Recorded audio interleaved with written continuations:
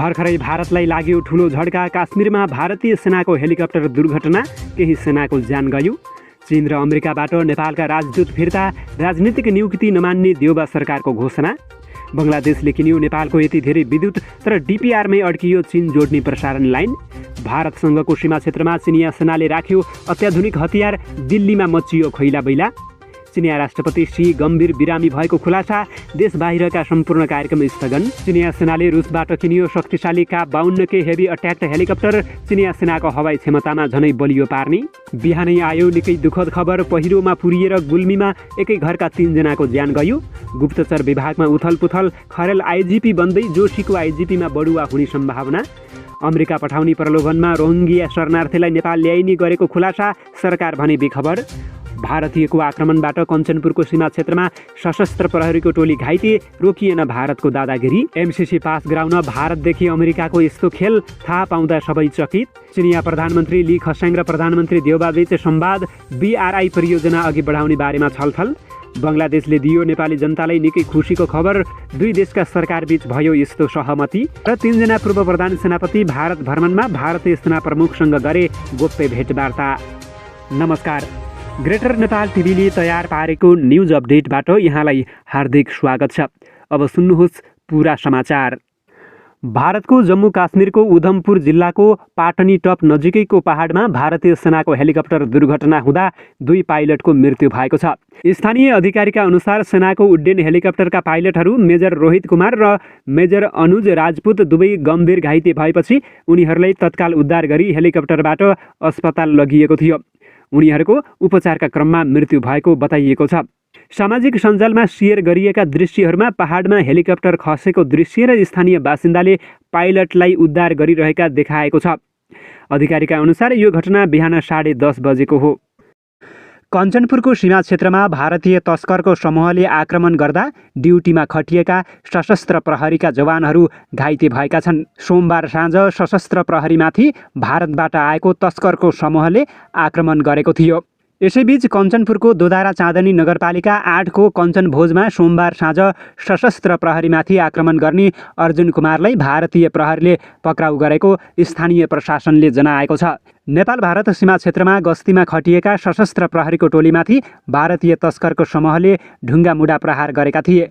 उक्त आक्रमणबाट सशस्त्र प्रहरीको बीओपी कञ्चनभोजमा कार्यरत 3 जना जवान सामान्य घाइते भएको सशस्त्र प्रहरी बल नेपाल नम्बर 35 नम्बर गण शैले सुरेले जनाएको छ। घाइतेहरूको स्थानीय स्वास्थ्य संस्थामा उपचार भइरहेको छ। तस्कर कुमारलाई पक्राउ गरेर कारबाही प्रक्रिया अगाडि बढाएको जानकारी प्राप्त भएको कञ्चनपुरका प्रमुख जिल्ला अधिकारी रामप्रसाद पाण्डेले बताए। चिनिया राष्ट्रपति सी जिनपिङ पछिल्ला 600 दिनमा देश बाहिर गएका छैनन्। उनको पछिल्लो विदेश भ्रमण म्यानमारमा जनवरी 18, 2020मा भएको थियो। त्यसयता सीले विदेशी नेताहरूसँग भर्चुअल बैठक गरेका छन् भने देशभित्र उनी विभिन्न प्रान्तको भ्रमण गरिरहेका छन्। द सिङ्गापुर पोस्टले विभिन्न समाचारहरू सूत्रहरूलाई उद्धृत गर्दै लेखेको समाचारमा राष्ट्रपति सीको गम्भीर स्वास्थ्यका कारण उनी चीनभित्रै केन्द्रित रहेका छन्। राष्ट्रपति सीले विभिन्न कार्यक्रममा सहभागिता जनाउँदै लगेका छन्। बर्मापछि उनी बाहिर गएका छैनन्, तर उनी भर्चुअल बैठकमा सहभागी हुँदै आएका छन्। द सिङ्गापुर पोस्टले लेखेको छ, सेप्टेम्बर 10मा उनले रुसी राष्ट्रपति Vladimir Putin, German chancellor Angela Merkel र फ्रेन्च राष्ट्रपति इम्यानुएल म्याक्रोन लगायतसँग उनले टेलिफोनमा कुरा गर्दै आएका छन्। उनले सेप्टेम्बर 10मा अमेरिकी राष्ट्रपति जो बाइडेनसँग टेलिफोनमा कुराकानी गरेका छन्। कतिपय घटनाक्रमहरूले यस्तो अनुमान नजिक पुर्याएका छन् कि राष्ट्रपतिको स्वास्थ्य अवस्थाका कारण उनलाई विदेश नजान चिकित्सकहरूले सल्लाह दिएको हुन सक्छ। अघिल्लो पटक पनि कतिपय बैठकहरू रद्द भएका छन् भने उनले कार्यक्रमलाई ढिलो सम्बोधन गरेका उदाहरणहरू रहेका छन्। यो खबर द सिङ्गापुर पोस्टले लेखेको छ।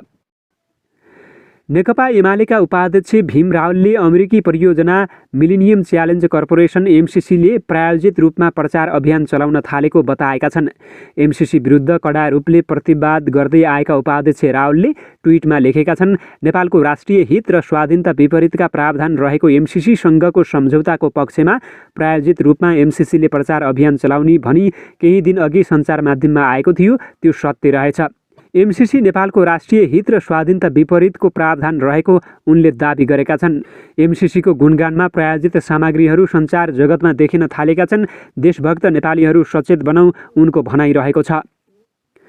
कानुन न्याय तथा संसदीय मामिला मन्त्री ज्ञानेन्द्र बहादुर कार्कीले मुलुकको विकास र समृद्धिका लागि एमसिसी आवश्यक रहेको फेरि पनि दोहोऱ्याएका छन्। चिनिया सेनाले भारतीय सीमा नजिकै तैनाथ वेस्टर्न थिएटर कमान्डको लागि अत्याधुनिक हतियार उपलब्ध गराएको छ। हिमाली क्षेत्रमा रहेको भारतीय सीमा नजिकैको सो युनिटको रात्रिकालीन सैन्य अभ्यासका लागि अत्याधुनिक सैन्य उपकरण उपलब्ध गराएको हो। साउथ चाइना मर्निङ पोस्टमा प्रकाशित समाचार अनुसार रात्रिकालीन सैन्य अभ्यास र नयाँ खाले हात हतियार र सैन्य उपकरण चिनाउन चीनको पिपुल्स लिबरेसन आर्मी PLA यस्तो प्रयास गरेको हो। शरद ऋतुको सुरुवातसँगै सिन्जियाङका विभिन्न सैन्य बलले रात्रिकालीन सैन्य अभ्यासका लागि भारतीय सीमा नजिकै रहेको करिब 5000 उचाइमा अत्याधुनिक उपकरणहरू पुर्याइरहेको PLA डेलीमा समाचार रहेको छ। उच्च हिमाली क्षेत्रको चुनौतीपूर्ण वातावरण र सैन्य तालिम निकै कठिन हुने भएकाले हामीले हाम्रो तालिका र मागलाई परिमार्जन गरेका हौँ। त्यसैले अत्याधुनिक सैन्य उपकरण उपलब्ध गराइएको हो, कम्पनीका कमान्डर याङले PLAसँग भनेका छन्। PLA का पूर्व प्रशिक्षक सङ जोङपिङका अनुसार पुरानो जेनेरेसनको J7 फाइटर जेटको सट्टा अत्याधुनिक J16 बहुउपयोगी युद्धक उपकरणसँगै नयाँ खाले PLH-11 ट्रक, बहुप्रणालीमा आधारित स्वचालित 122 मिलिमिटरका रकेट लन्चर आदि हिमाली क्षेत्रमा राखिएका छन्। सबै खाले हतियार र उपकरणहरू नियमित ड्रिल मार्फत बारम्बार परीक्षण गर्नुपर्छ र लडाकु विमानका लागि विशेषज्ञसँगै तालिम लिनुपर्छ, सङ्घले भनेका छन्। दि वेस्टर्न थिएटर कमान्डरले सिन्जियाङ र तिब्बती सैनिक लगायतले भारतसँगको आफ्नो सीमाको सुरक्षाको लागि आफै जिम्मेवार हुने बताएको छ। सन् 2017मा चीनको सेनाले भारतसँग जोडिएको हिमाली क्षेत्रको सीमा अवलोकनका लागि डोकलाम प्लेटमाथि अवलोकन पोस्ट निर्माण गरेको थियो। यसअघि बिहिबार भारतले चीनलाई हिमाली सीमा क्षेत्रबाट दुवै देशले सीमा सुरक्षा बल हटाउनुपर्ने प्रस्ताव राखेको थियो। नेपालले भारत र बङ्गलादेशसँग विद्युत व्यापारका लागि पछिल्लो एक सातामा 2 महत्त्वपूर्ण उपलब्धि हासिल गरेको छ। भारतको बिहार राज्य र बङ्गलादेशलाई नेपालमा उत्पादित विद्युत लैजान प्रारम्भिक रूपमा सहमत गराएको नेपालले अर्को छिमेकी मुलुक चीनसँगको विद्युत व्यापारमा भने खासै चासो देखाएको छैन। 3 वर्षअघि सुरु भएको चीन जोड्ने राटेमाटे रसुवागढी केरुङ 400 kV अन्तर्देशीय प्रसारण लाइन निर्माणको कार्य प्रगति भने सुस्त रहेको छ। गुल्मीमा पहिरोले घर पुरिँदा घरमा सुतिरहेका एकै परिवारका 3 जनाको ज्यान गएको छ। गए राति गएको पहिरोले रेसुङ्गा नगरपालिका वडा नम्बर 8 थुम्काका तिलक परिवारको घर पुरिँदा सुतिरहेका छोराहरू 11 वर्षकी भावना परियार र 14 वर्षका जुम्लिया छोरीहरू गङ्गा र जमुनाको ज्यान गएको जिल्ला प्रहरी कार्यालय गुल्मीले जनाएको छ। केही गिरोहको मिलिमत्तमा अमेरिका पठाउने बहानामा रोहिङ्गा शरणार्थीलाई नेपाल ल्याउने गरेको खुलासा भएको छ।